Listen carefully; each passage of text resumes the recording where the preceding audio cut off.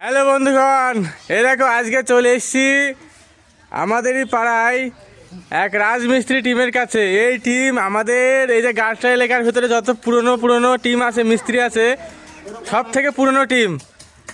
তো এর ভেতরে আমাদের মেন মিস্ত্রি আছে জুলু কাকা, আর ওইদিকে আছে রমেশ কাকা। হ্যাঁ, আর তোমার নাম কি কাকা? আমিনুল কাকা। তো এই সেই রাজার ঘর এনারা সর্বপ্রথম গেছিল, তো এই জন্য এনাদেরকে রাজমিস্ত্রি বলা হয়। এখন এই ঘর প্রত্যেক মানুষ করে, আগে এই ঘর একমাত্র রাজাই বসবাস করতো। তো বন্ধুগণ, এনারা খুব ভালো কাজ করে, যে কোনো সমস্ত মানে যত বড় ঘর হোক না কেন সব ঘরের কন্ট্যাক্ট নেওয়া হয় বা রোদে কাজ করা হয়। প্লাস্টার থেকে শুরু করে ডিজাইন, সমস্ত রকমের ডিজাইন। এই যে আমাদের পাড়ায় সব যত বড় ঘর দেখছো এই কাকাদের দিয়ে করা, এই তো ডিজাইনগুলোও কাকাদের দিয়ে করা। তো ছোট্ট করে একটা কাকার ইন্টারভিউ নিলাম।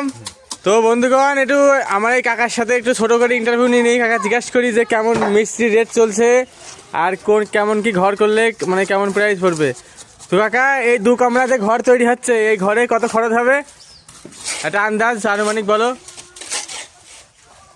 বলো বলো। 7 লাখ টাকা। আর তোমাদের মিস্ত্রি রেট কত?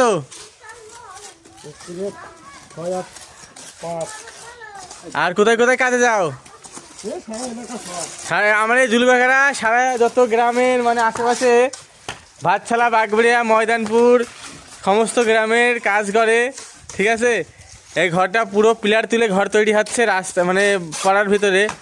আর এইটা আমাদের সব থেকে দামি লিভার এই মিস্ত্রির ভিতরে। এর কাজ সারাদিন মানে মশলা মাখানো আর ইট বাওয়া। হ্যাঁ, তো আর এই মিস্ত্রির হাতের কাজ খুব পরিষ্কার, খুব ভালো ডিজাইন করে। তো এদিকে একটা নতুন মিস্ত্রি তৈরি হচ্ছে। তুমি স্যার, তোমার নাম কি? সবারই তার নাম তো বললাম, তোমার নাম কি বলো একটু বলো। আচ্ছা, দিনু, তাই তো?